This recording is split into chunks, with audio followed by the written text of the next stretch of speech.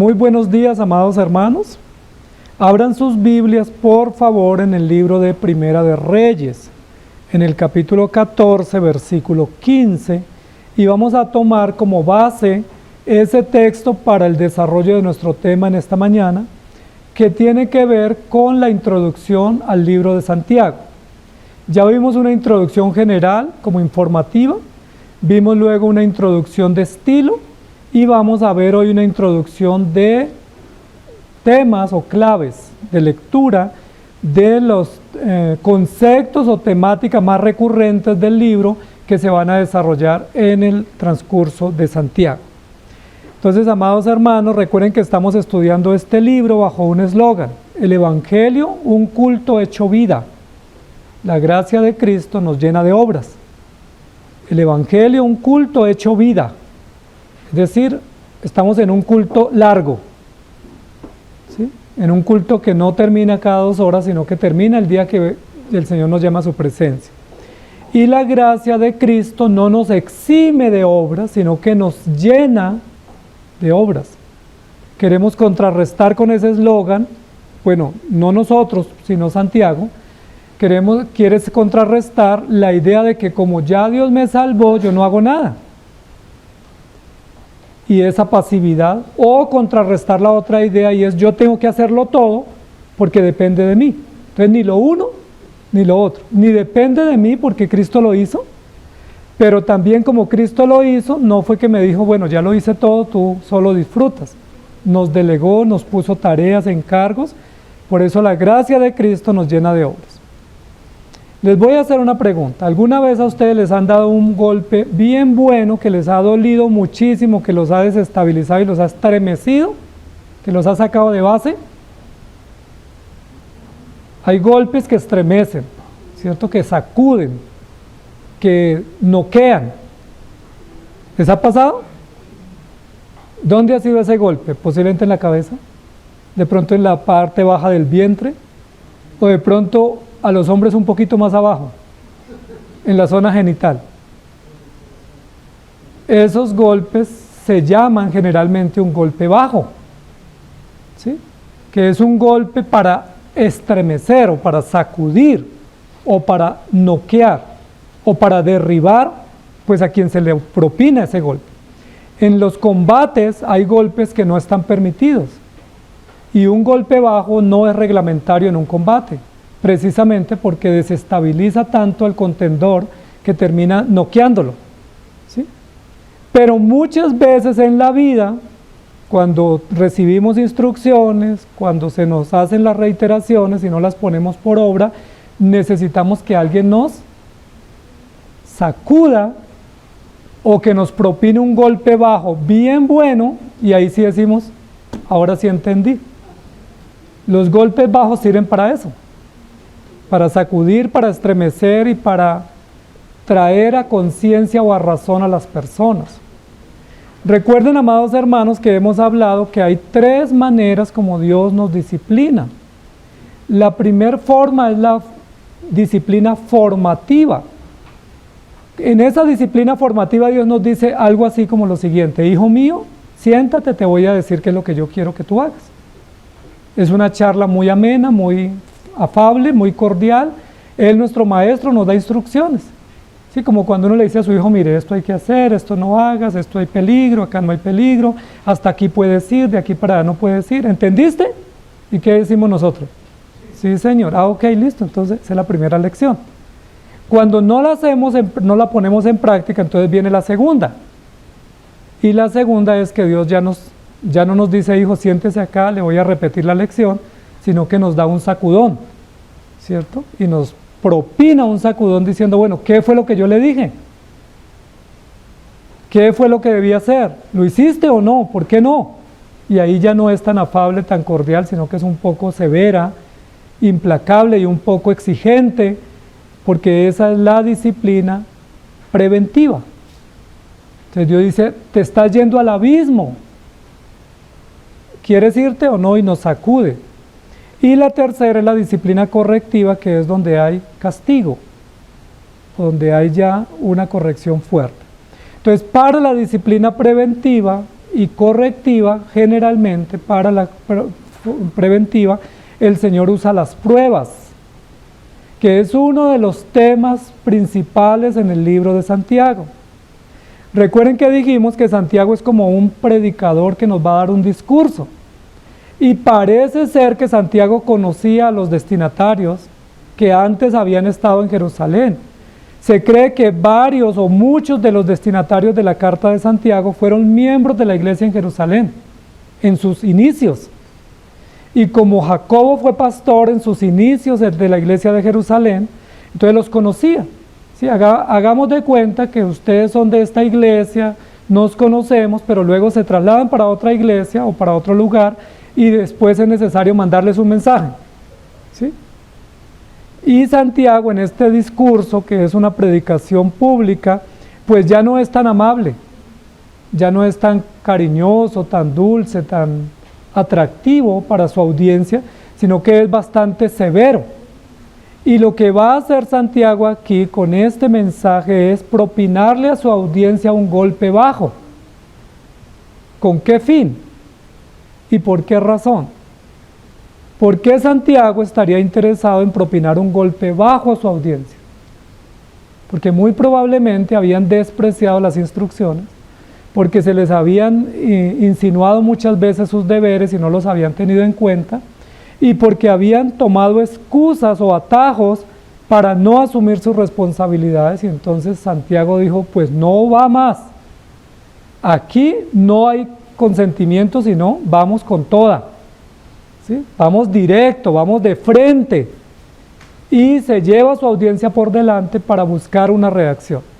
Cuando se propina este tipo de golpes, ¿sí?, a la conciencia, al corazón, a la mente, no es al cuerpo, sino a la conciencia o a la mente, se buscan dos reacciones, ¿cierto? Solo puede haber dos reacciones en ese accionar decidido o frentero, y uno es que se tome conciencia, que aquel a quien se le propina esa confrontación tan fuerte, tan directa, reaccione y diga, verdad, eso es para mí, yo estoy obrando mal, voy a corregir.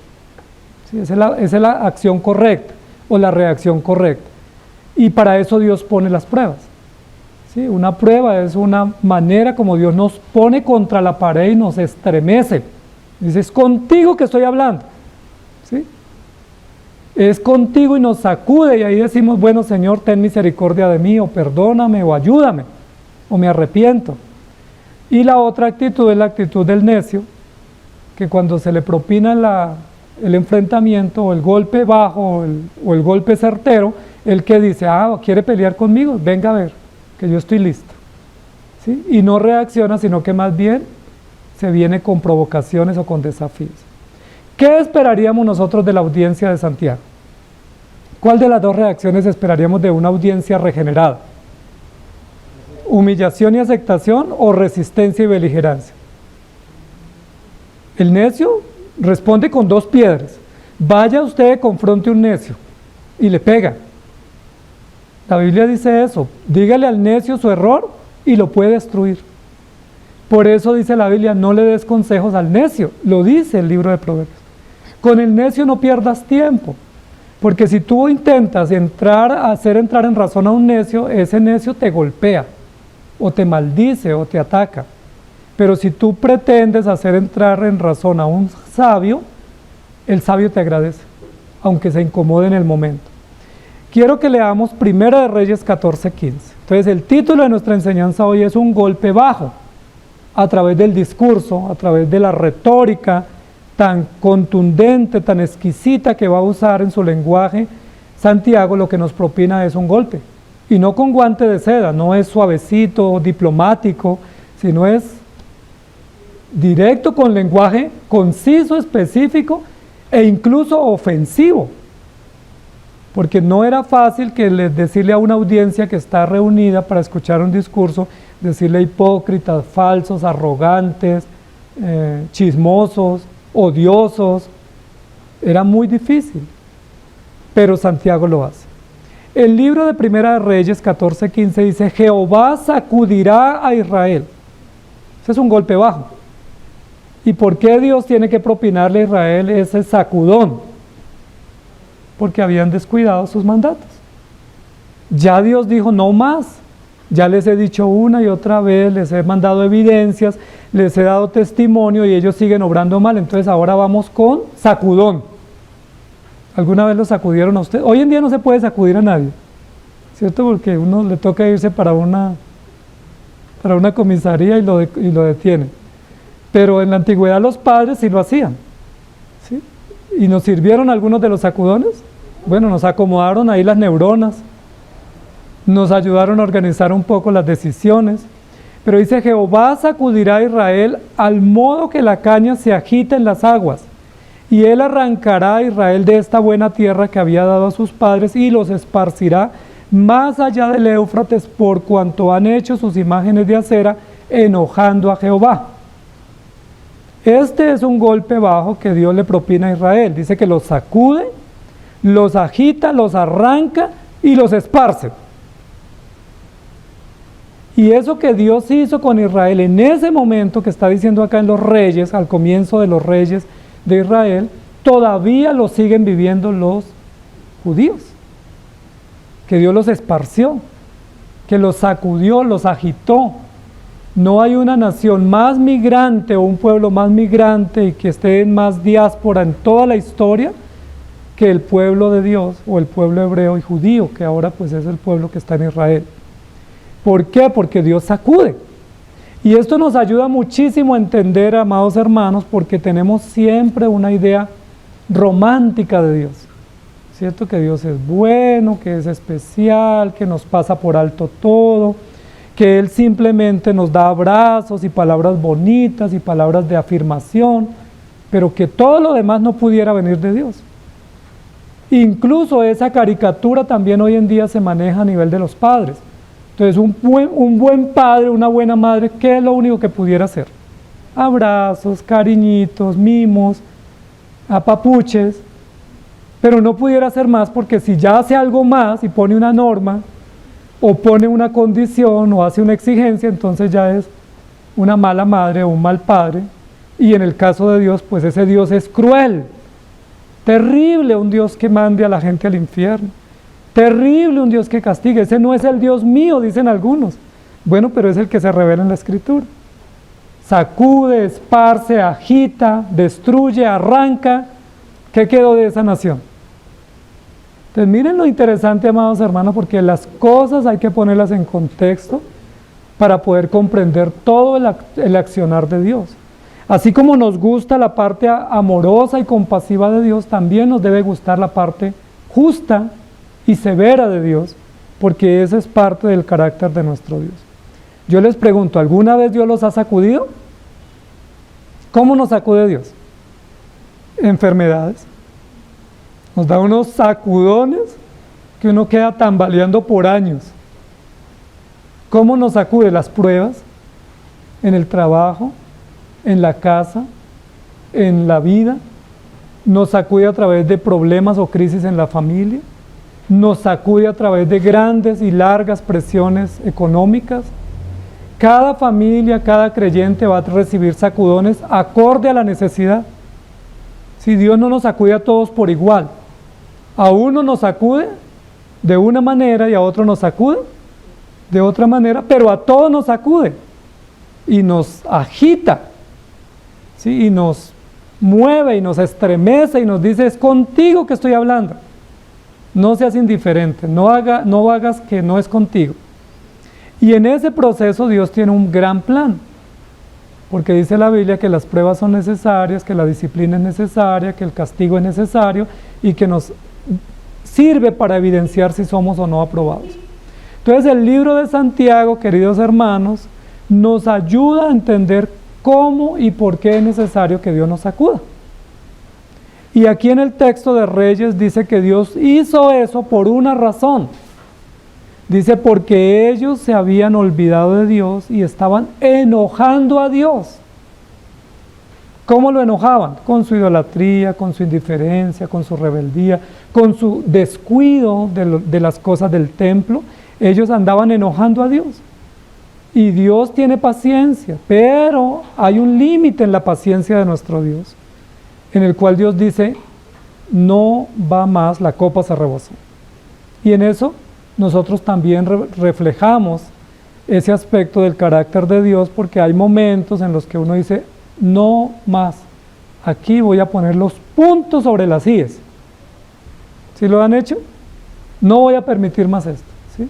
Porque no es correcto, no es adecuado, no está bien, y porque he dado ya el tiempo de espera, vamos a ponernos en orden. Y Santiago nos va a poner en orden. Y esa es una de las grandes bellezas del mensaje de Santiago, que nos golpea donde más nos duele. Ahora, ¿dónde más le dolía a un judío ortodoxo? ¿Qué era lo que más le dolía a un judío aparentemente impecable, con excelente doctrina, gran conocimiento, una cultura selecta, unas historias y unos ancestros pues envidiables? ¿Quién no quisiera decir, yo soy del pueblo donde es Abraham? Yo soy del pueblo donde vino David, donde vino el rey Salomón, Isaías. ¿Quién no quisiera sacar pecho y decir, es que ese es mi pueblo? Y sentirse orgulloso. Pero ese orgullo de sus ascendentes y su cultura no se tradujo en una vida de obediencia, y en una vida de compromiso, y en una vida de servicio, sino en una vida muy indiferente. Primera de Corintios 9, 26 y 27, el apóstol Pablo dice, así que yo de esta manera corro, no como a la aventura, de esta manera peleo, no como quien golpea al aire, sino que golpeo mi cuerpo y lo pongo en servidumbre, no sea que habiendo sido heraldo para otros, yo mismo venga a ser eliminado. Este es otro texto de la Escritura, donde nos dice la necesidad de golpear el cuerpo o sacudirlo. Pero es muy importante lo que está diciendo aquí Pablo. Yo prefiero sacudirme a mí primero antes de que alguien me sacuda. Si yo sé que si no me sacudo y me despabilo, otro viene y me despabila, entonces ¿qué sería mejor?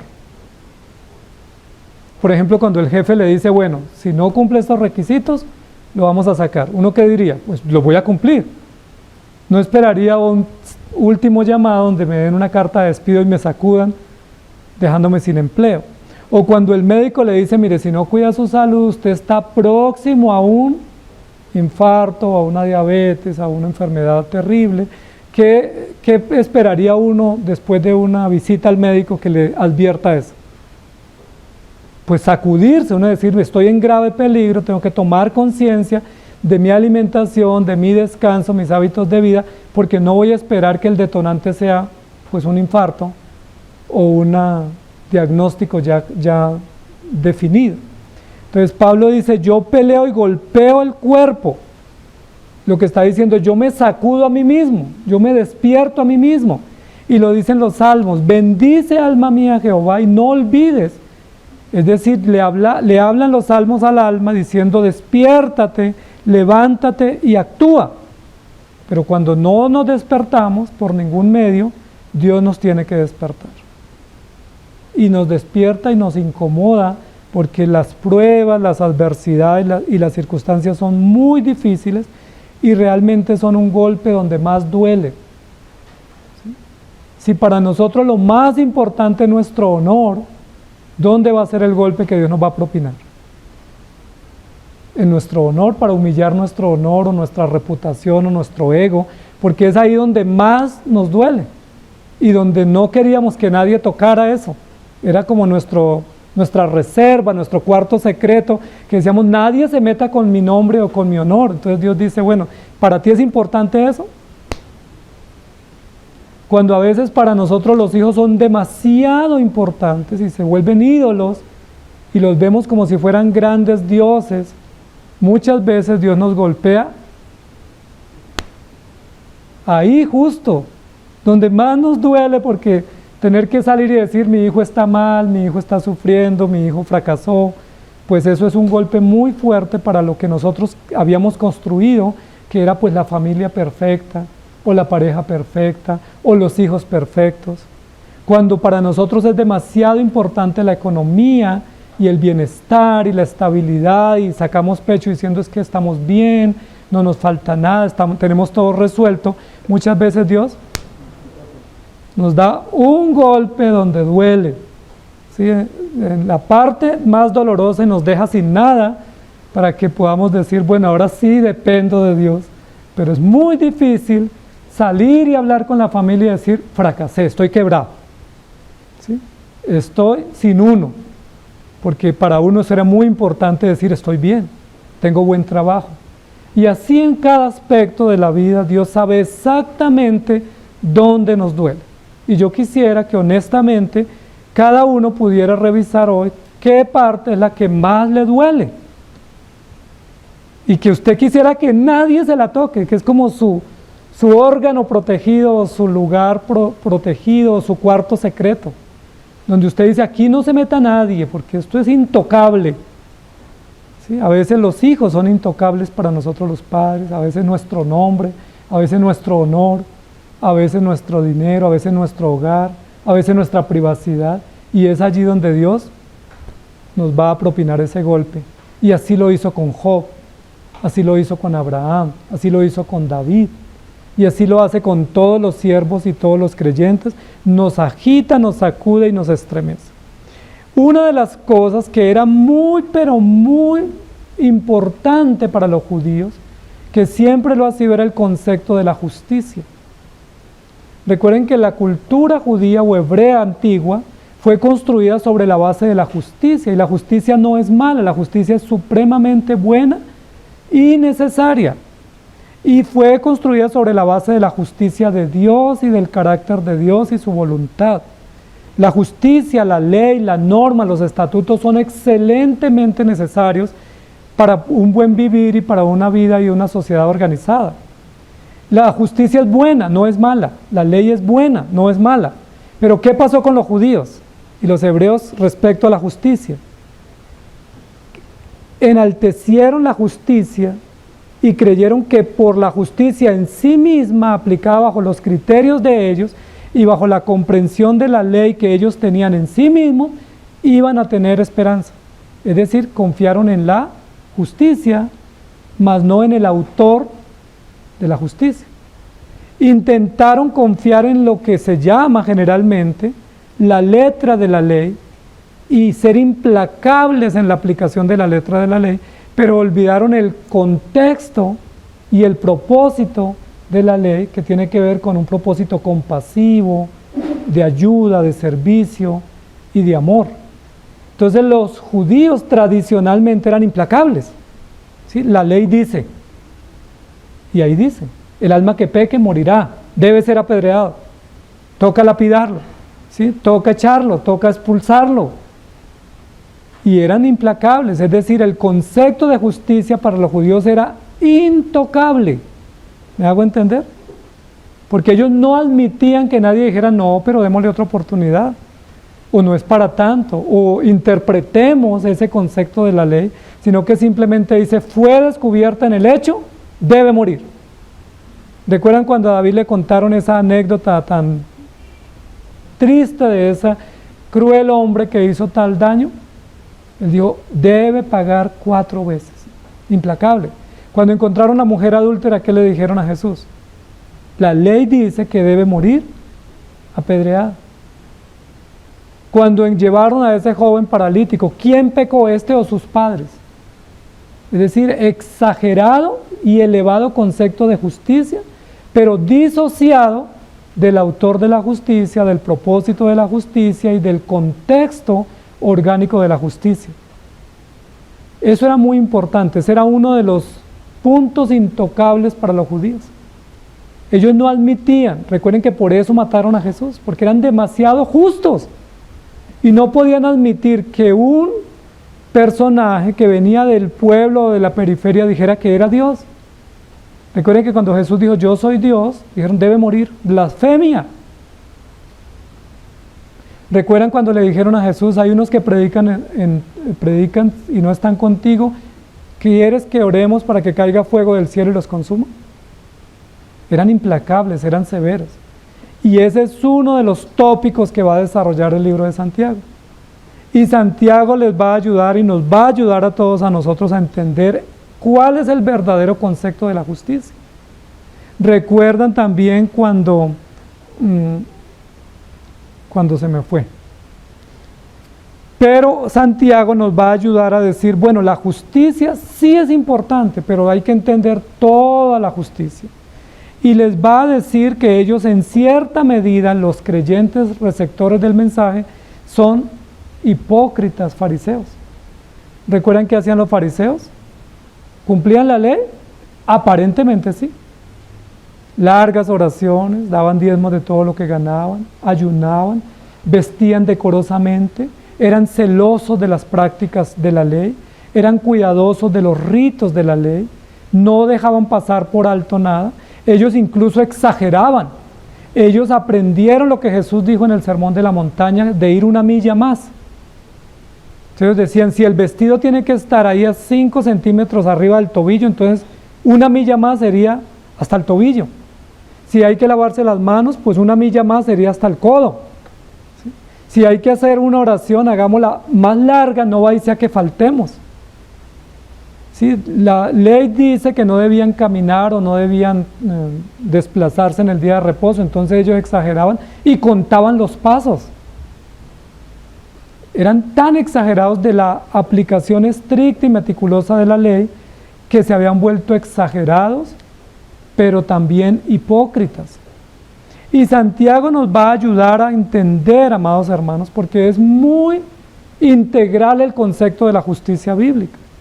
Y probablemente aquí nos va a servir a todos porque a veces creemos que una iglesia justa es la que aplica la ley a rajatabla. ¿Sí? Yo sé de una iglesia acá conocida de un colega que a las 9:05 en punto cierra la puerta. Y el que llegó después le toca devolverse. Porque es que aquí nadie va a llegar tarde. Es que ustedes no se van a poner manga por hombro la casa del Señor. Pero esas rigideces o autoritarismos que suenan como justicia, la pregunta es, ¿eso es justo? ¿O estamos siendo demasiado fariseos? O con los hijos a veces, o con las personas con las que nos relacionamos, que a veces ponemos normas, como dice la Biblia, tan severas que ni con un dedo nosotros las podemos mover. ¿Qué tal que mañana el que llegue 5 minutos tarde sea yo? Por una situación que puede presentarse en el transporte, en la salida, situaciones que pasan y que uno no tiene a veces el control. Entonces a veces podemos caer en esa actitud demasiado farisaica. Había un colega recientemente acá en la ciudad que tenía a media iglesia en disciplina y los reunía en un salón allá porque no podían estar acá en el auditorio porque allá están los que están en Playa Baja, ¿sí? Los que están en castigo, en censura. Uno dice, ¿eso será permitido desde la aplicación amplia de la justicia? ¿O será un acto más bien de fariseísmo y de humillación pública? Entonces lo que Santiago nos va a ayudar es a decir, ustedes se creen justos, porque son judíos, porque conocen la ley, porque son exagerados, porque son meticulosos, pero ustedes no son justos. Y les va a dar ejemplos.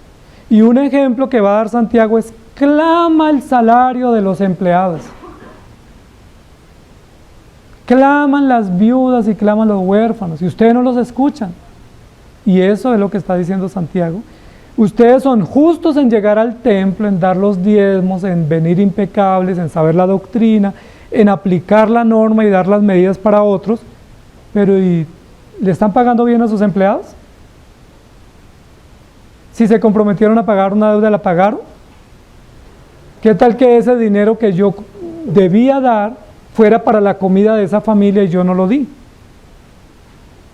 Y ahí nos va a ayudar a entender un poco más. Santiago 2:10 dice, porque cualquiera que guardare toda la ley, ese es el caso específico de los destinatarios, pero ofendiere en un punto, se ha hecho culpable de todos. ¿De qué presumían los receptores del mensaje de Santiago? Yo cumplo la ley. ¿Sí? Y todos levantaban la mano y decían, yo también la cumplo. Similares al joven rico. Todo lo he guardado de mi juventud. Y probablemente el argumento de ellos es, ¿no ve que soy judío? Yo fui instruido en esta causa. Yo guardo la ley, yo desde niño aprendí a cumplirla. Y Santiago le dice, ok, listo, ustedes son ortodoxos, son judíos, vienen de tradición, vienen de cuna, conociendo la Torá, aplicando la Torá, pero ¿no será que han ofendido por lo menos en un punto? Y si ofendieron en un punto, se han hecho culpables de todos los puntos de la ley. ¿Ustedes creen que los que recibieron la carta habían ofendido en algún punto? Y la pregunta es, ¿y no será que nosotros por lo menos en algún punto, los que nos creemos mejores, hemos ofendido por lo menos en un punto?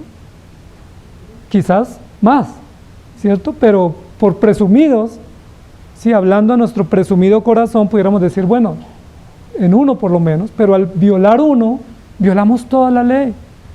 Y esa es una forma de desarmar Santiago a su audiencia y de golpearlos bajo, diciendo ustedes sí han violado la ley, no se crean tan buenos y tan rectos.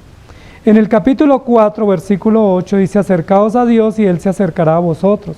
Pecadores, limpiad las manos y vosotros los de doble ánimo, purificad vuestros corazones.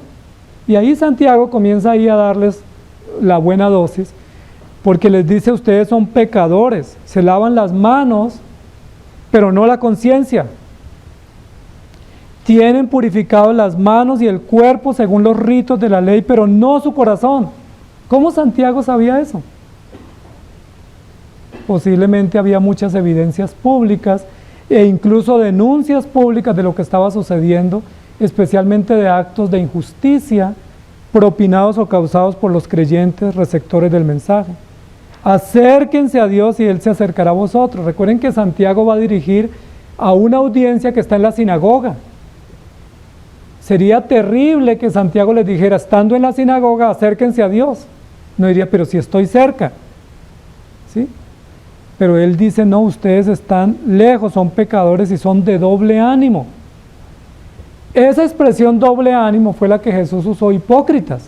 Porque hipócritas es que tiene una máscara, que esconde y tiene una fachada. Santiago fue un poco más amplio y más condescendiente en el concepto, pero usó doble ánimo. Pero hoy doble ánimo se usa mucho en las ciencias de la salud para hablar de una persona bipolar, o de una persona con dos personalidades, o con dos maneras de vivir, o que hoy es uno y mañana es otro, o que es profundamente inconstante, variable, y que no podemos tener certeza de lo que es decir, no es firme, no es consecuente.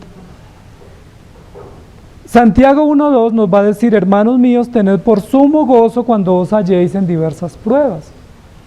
¿Por qué Santiago nos ayuda a ver eso? Porque los creyentes de la carta de Santiago se creían tan justos que cuando Dios les mandó las pruebas decían, pero ¿por qué a mí la prueba si yo soy tan buen cristiano? O sea, ¿por qué una prueba tan dura si yo no tengo nada de qué arrepentirme? Y Santiago dice, un momento, puede que tú no tengas nada público de qué arrepentirte, no tengas una censura pública, una denuncia pública, un hecho público de cual, un cargo público sobre el cual se te puedes atribuir una falta, pero ¿y la conciencia? ¿Y la mente? ¿Y el corazón? ¿Será que no ha faltado? Y yo pongo el ejemplo, que la Biblia misma lo pone también. Si a mí me pregunta, ¿usted es asesino? Yo digo, no, yo en verdad nunca he cogido un arma. Me da terror las armas. Pero la Biblia, ¿qué dice? Que yo soy asesino. Yo nunca he estafado a nadie, ni he atracado a nadie, pero la Biblia dice que todos somos ladrones, y que todos somos mentirosos, y que todos somos adúlteros, y que todos somos violadores, y que todos somos malos. ¿Por qué? Porque hay otra área del ser humano que la ley pública no escudriña, y es la conciencia.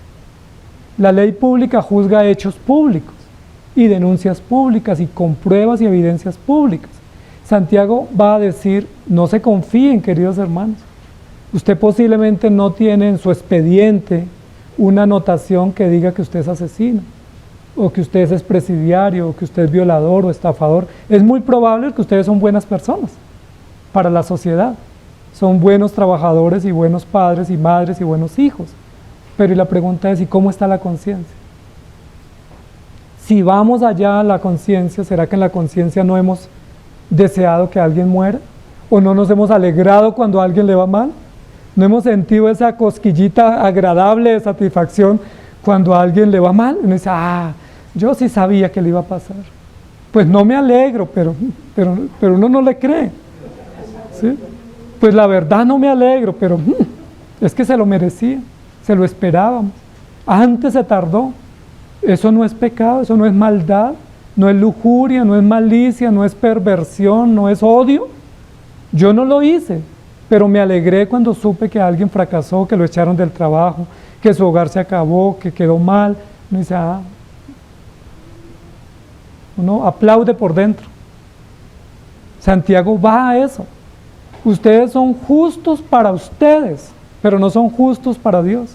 Ustedes son justos para el común denominador de una sociedad que tiene apariencias, pero para Dios no.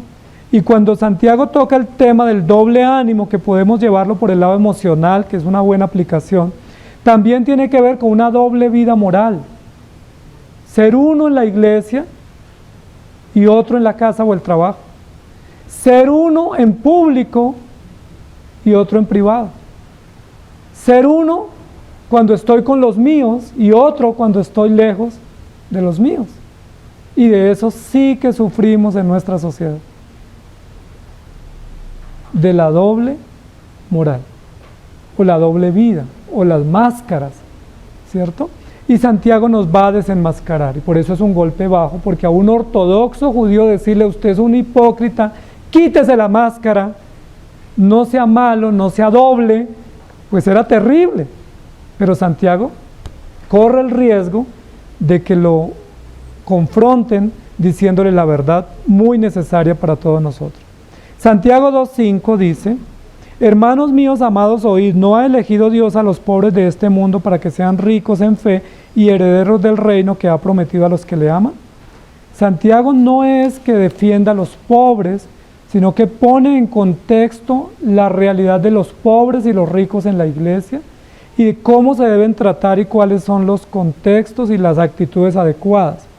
Y luego dice en Santiago 2, 19 y 20, ¿tú crees que Dios es uno?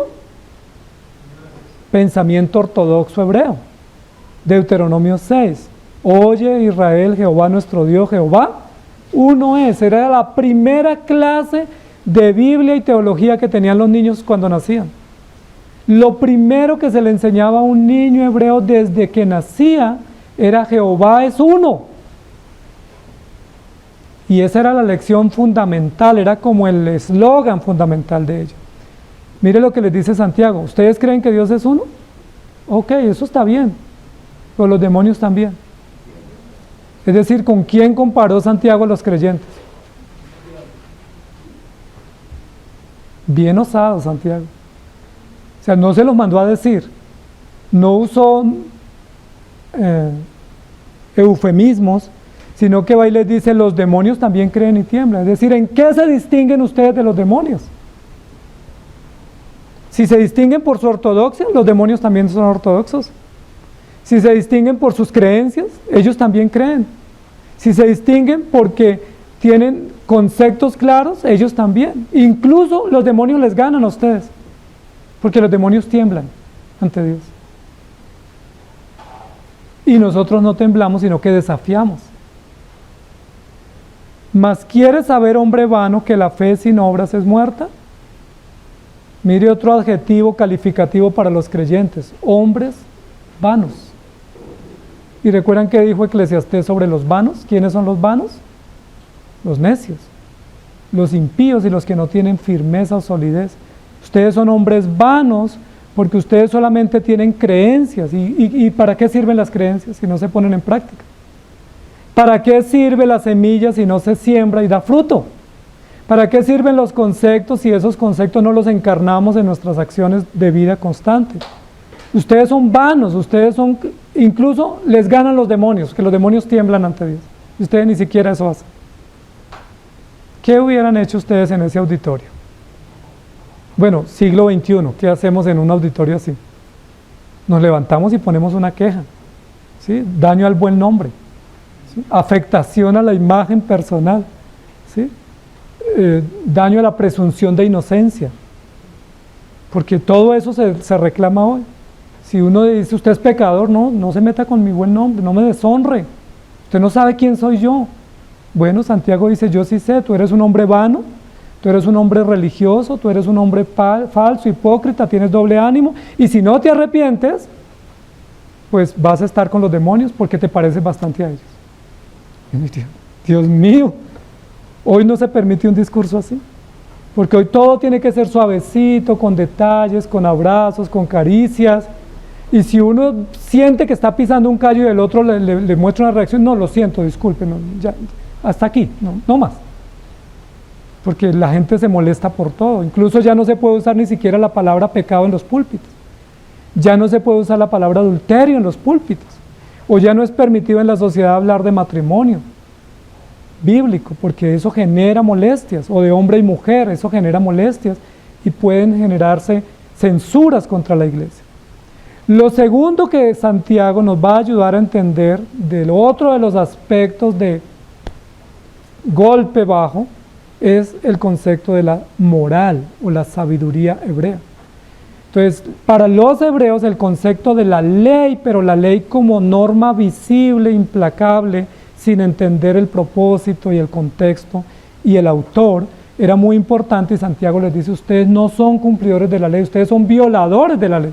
Ustedes sí la conocen, pero para violarla, no para ponerla en práctica, y eso era terrible para un auditorio hebreo.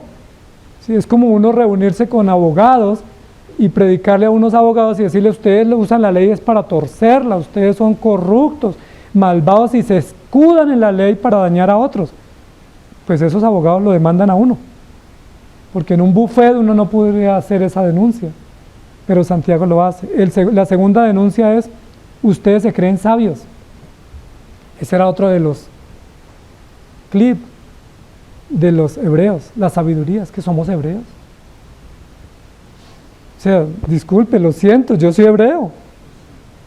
¿Sí? O sea, nosotros venimos de cuna de sabios, de poetas sabios, de autores sabios, o sea, todo el legado de profetas y de historiadores y escritores y poetas del Antiguo Testamento no lo tiene ninguna otra cultura antigua, solo los hebreos. Esa bitácora de predicadores, historiadores, poetas, músicos, o sea, ¿quién tiene una lista tan generosa de ancestros como David, Isaías, Daniel, José, los patriarcas? Y los hebreos decían, no, nosotros venimos de Abraham, somos hijos de Abraham, somos descendientes de Moisés, nosotros somos hijos de David. Y parecía que eso como que llamaba la atención, y ellos se asociaban a la sabiduría. Sin embargo, ¿qué les va a decir Santiago? ¿Ustedes creen que son sabios? Ustedes no tienen sabiduría, ustedes tienen la etiqueta, tienen la caricatura, tienen el eslogan, tienen el cliché de la sabiduría, pero no son sabios. Me dice, ¿pero por qué? Y esa es la censura para nosotros hoy, porque probablemente también esa es uno de nuestros lugares secretos, que no queremos que nadie se meta porque nosotros sabemos.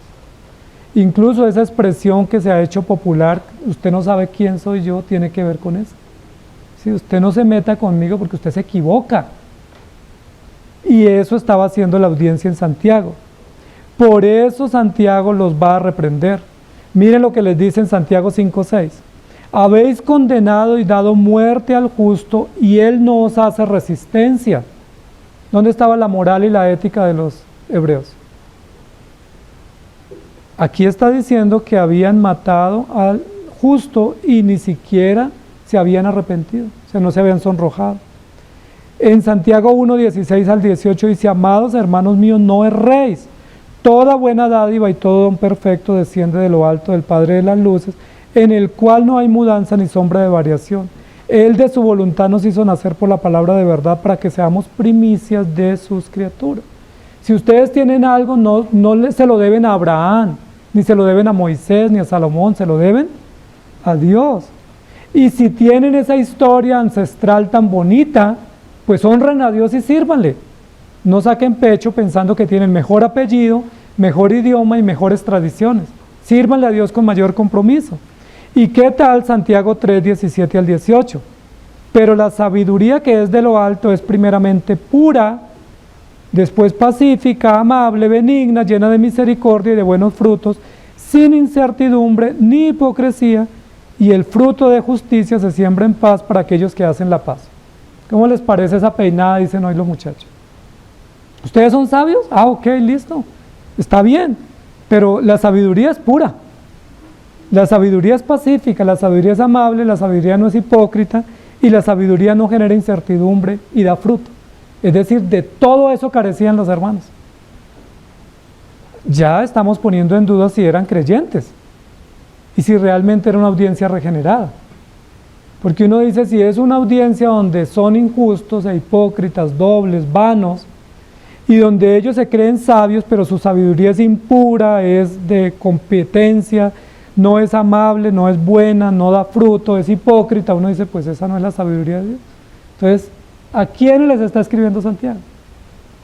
Bueno, a una audiencia tan similar como la nuestra. Recuerden que es Santiago el que dice, si alguno tiene falta de sabiduría, pídala a Dios, el cual le da abundantemente. Es decir, presumían tener, pero carecían de sabiduría. Amados hermanos, puede ser, estamos muy próximos a ser como los de Santiago, que nosotros presumimos de amor, de verdad, de justicia, de honestidad, y probablemente carecemos de todo eso. Y aquí no estamos denunciando a nadie, estamos tocando la conciencia con la palabra para que ustedes reconozcan. Yo soy un hijo de verdad, predico a Dios y creo en la verdad. ¿Soy verdadero? Predico la honestidad, ¿soy honesto? Predico la pureza, ¿soy puro? ¿O es simplemente la fachada que tengo, la máscara que me pongo el domingo para dar la apariencia de que soy bueno, que soy justo y que soy pues un cristiano impecable? Hago honor a mi cargo, el pastor, el anciano, el diácono, el líder, el maestro. La pregunta es si detrás de todo ese ropaje o ese vestuario, ¿qué se esconde? Santiago lo devela, hipocresía posiblemente, maldad, engaño, robo, mentira, deshonestidad. Pero hay esperanza, amados hermanos, hay esperanza. Santiago no hizo esto para descartar o desahuciar a los hermanos y decir, como son todo eso, entonces apaguemos y vámonos, se acabó. No, hay esperanza, porque si estamos aquí es porque Cristo está obrando en nosotros y hay esperanza. Si a alguno le falta, pídale a Dios. Es decir, les faltaba justicia y le faltaba sabiduría de las cosas que ellos presumían. Ahí dice el dicho público que en casa de herrero a veces encontramos personas que no son creyentes como nosotros, más justas, moralmente más ecuánimes que nosotros. A veces procuran más y son más compasivos, solidarios, serviciales que nosotros. A veces encontramos vecinos que teniendo otras religiones o incluso declarándose sin religión, son mucho más cordiales o ayudan al prójimo, son más sinceros, y a veces nosotros simplemente tenemos la fachada, ¿sí? Reformado, cristiano, regenerado, y no es tan mal esos eslogan. Lo malo es cuando nuestra vida no está acorde a eso que profesamos. Entonces, ¿cómo estamos? ¿Dónde les está dando Dios el golpe hoy? Porque es un golpe bajo para que nos estremezcamos, para que reaccionemos y digamos, bueno, esto es en serio. ¿Cómo estoy tomando mi fe? Santiago 5, 13 al 18 dice, ¿está alguno entre vosotros afligido? Haga oración. ¿Está alguno alegre? Cante alabanzas. ¿Está alguno enfermo? Oren por él, llamando a los ancianos, porque la oración eficaz del justo sanará y levantará, y si hubiere cometido pecado, les serán perdonados. Confesad vuestras ofensas unos a otros y orad unos por otros para ser sanados. La oración eficaz del justo puede mucho. Y esta referencia tampoco es inocente o ingenua o casual de parte de Santiago para su audiencia. Ahí les está diciendo, es probable que esa prueba de aflicción que está diciendo acá, o es probable que esa alegría pasajera o temporal, o es probable que esa enfermedad que se está experimentando sea una prueba de Dios. Para Dios mortificar el pecado, para obrar y para santificarnos. Entonces oren por él. Pero miren que acá no dice oren para que Dios lo levante. Básicamente la oración es ore para que Dios lo perdone, para que confiese los pecados y para que se arrepiente y para que Dios tenga misericordia de él. Es decir, vuelve a la misma línea, que muchas veces las circunstancias que enfrentamos son realidades de nuestros propios pecados y son llamados de Dios urgentes, donde Dios nos dice, te voy a tratar de esta manera para que tú reacciones. Y Santiago, que es muy intencional, pone un ejemplo y lo trae aquí a la escena, Elías. Y Elías era uno de los profetas admirados por los hebreos. Recuerden que había 2 o 3 profetas muy admirados por los profetas, por los hebreos, en la época de Jesús, y uno era Elías y otro era Samuel, de los grandes profetas de la antigüedad. Y ellos admiraban a Elías al punto de que era pues como un referente para su vida. Pero mire lo que le dice Santiago de Elías. Elías era un hombre sujeto a pasiones semejantes a las nuestras. ¿Qué pensaban ellos de Elías? Era un superhombre, un mega hombre, mega profeta, un hiper, ¿sí? Super, por encima de, ¿sí? Un non plus ultra. Pero dice, no, no era así, era un hombre pecador, sujeto a pasiones, oró fervientemente y Dios lo escuchó. Así son ustedes. Ellos creían que no pecaban, que eran tan sabios, que eran tan ortodoxos, que todo estaba bien. Y Santiago dice, no es cierto. Y pone el contexto. Y otra de las cosas que los hebreos y los creyentes en este momento judíos sentían o pensaban es que ellos no necesitaban más, sino que tenían todo para estar bien, porque tenían una cultura buena, unas buenas tradiciones, unas buenas leyes y tenían a Cristo. Una de las cosas que erró la iglesia del primer siglo de esta era fue que a Jesucristo lo tomaron como uno más de los componentes para su buena vida y su buena plenitud. Es decir, ya tenemos leyes impecables, la Torá, ya tenemos tradición, la tradición hebrea, ya tenemos ejemplos y sabiduría, la sabiduría sapiencial. ¿Qué nos falta? Bueno, Cristo. Y recuerden que Pablo y Pedro y Juan y Santiago nos van a decir, no, es que Cristo no es uno más del llavero. ¿Sí? No es que tenemos que incluir a Cristo como uno más para que nos vaya bien. Es que o es Cristo o es lo demás. Si ustedes confían en tradiciones, en leyes, en ancestros, en sabiduría pública y además de eso en Cristo, ustedes están perdidos. Era como un sincretismo. Y los hebreos estaban siendo muy hábiles en ese sincretismo. Recuerden que hasta Pedro participó del sincretismo. ¿Sí? Porque ellos decían, pues la ley, confiamos en la ley de Moisés. Entonces Moisés es un referente. La tradición del pacto, confiamos en Abraham. Bueno, Abraham es otro referente. La sabiduría, confiamos en David, es otro referente. En el mensaje profético, confiamos en Elías, es otro referente. Bueno, y ahora tenemos a Jesús. Entonces estamos bien, estamos hechos, plenos, porque tenemos todo el panorama completo. Y Santiago y también los escritos de Pablo van a decir, no señores, Jesús no es uno más. Si usted cree en Jesús, tiene que desechar todo lo demás. Usted no puede anclarse en su tradición, en su cultura, en su moral, en sus ejemplos anteriores. No, o se ancla solo en Cristo o está fuera de Cristo. Un llamado muy importante de atención que nos es muy necesario hoy también. Amados hermanos, puede ser también entre nosotros que algún creyente piense que Cristo era lo que le faltaba para completar lo que ya tenía. Y el Evangelio es todo lo contrario. Cristo es el todo.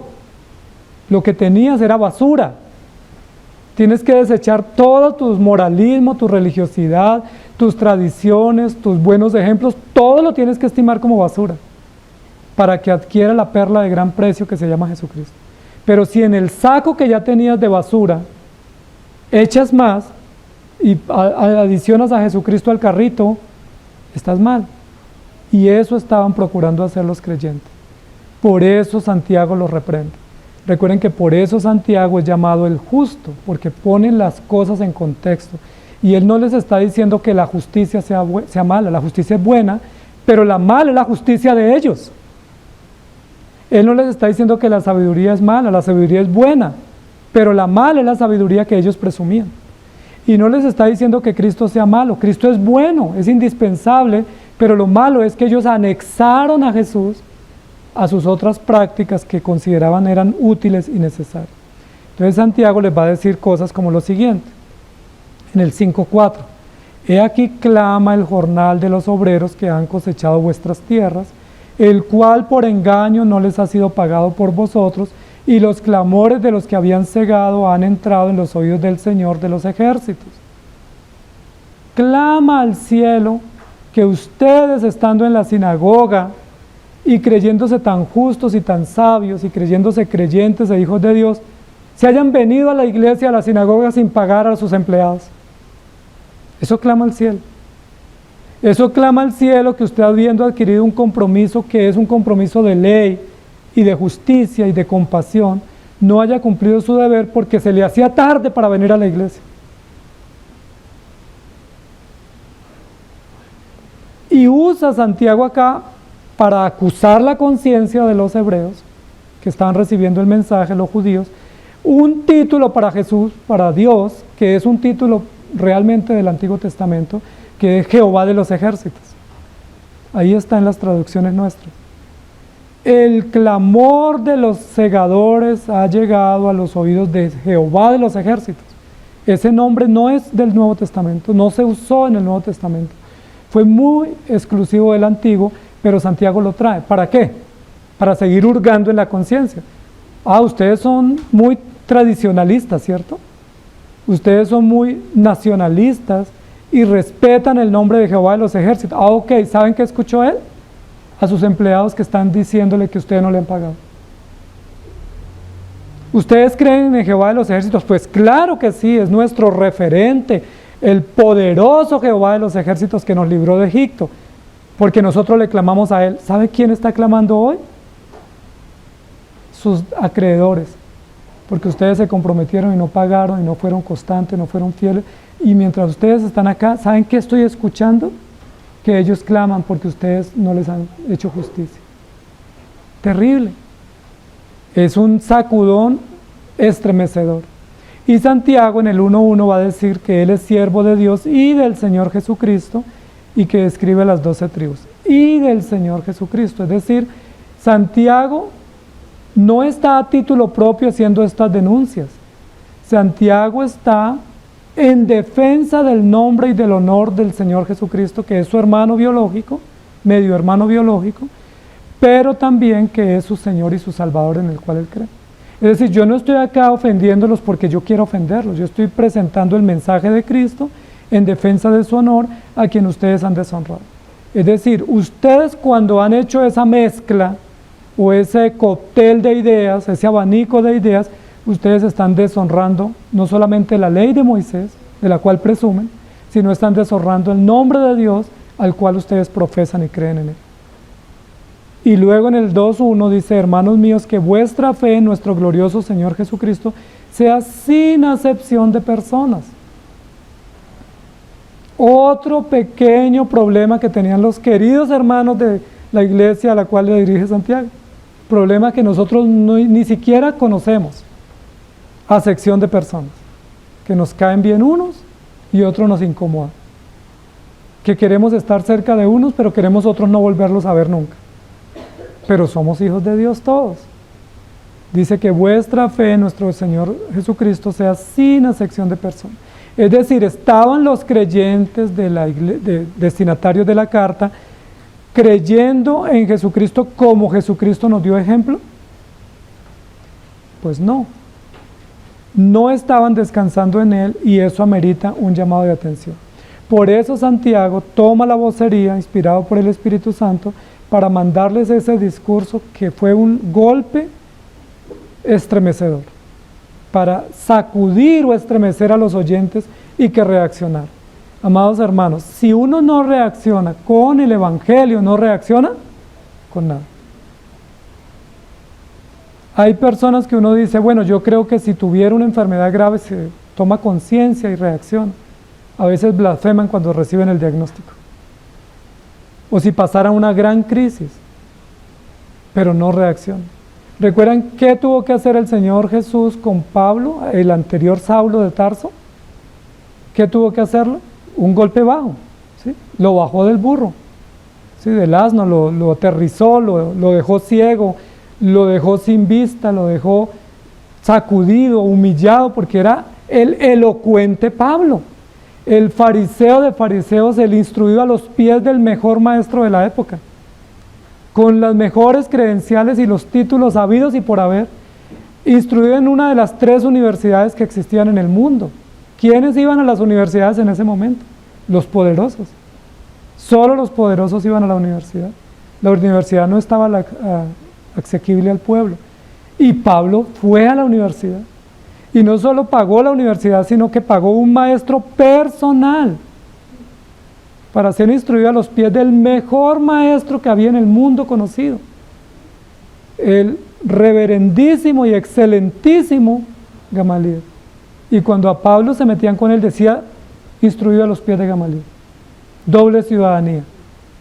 Pasaporte para moverme por todo el mundo romano. Si tengo acceso al César. Podía entrar sin permiso y sin cita previa ante el César. Y el Señor dijo, estás muy altivo, te voy a bajar. Y le dio un golpe. ¿Cómo Dios golpeó a Jacob?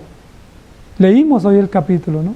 Donde el mismo Labán le reclama y le dice, tú has obrado mal conmigo. Y él le reclama también, dice, pero tú no me pagaste, tú me humillaste, tú no fuiste justo conmigo.